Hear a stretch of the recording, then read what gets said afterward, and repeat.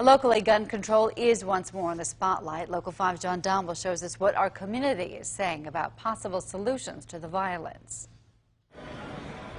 After a weekend heavy with gun violence, people are talking about action, change, and some feel one of the impediments to that is what's known as the Dickey Amendment, which bans the use of federal funding to promote gun control. If some people on one side are going to keep claiming, oh, it's a mental health issue, why is the CDC not allowed to research gun violence as a mental health issue?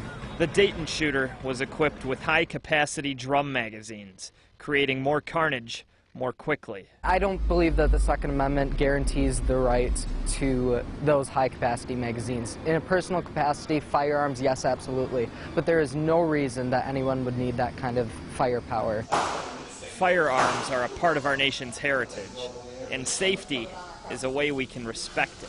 Learning how to properly store a firearm, and learning that we can't prevent all bad things from happening in life. His shop actively practices safety, evaluating a customer's behavior and background.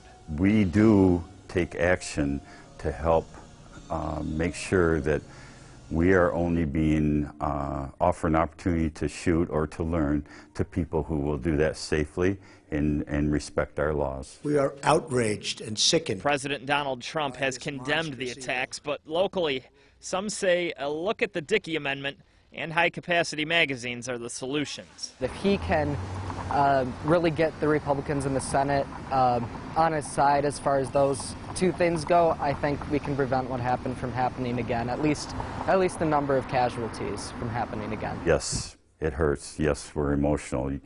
People always are. But don't let that control what we do.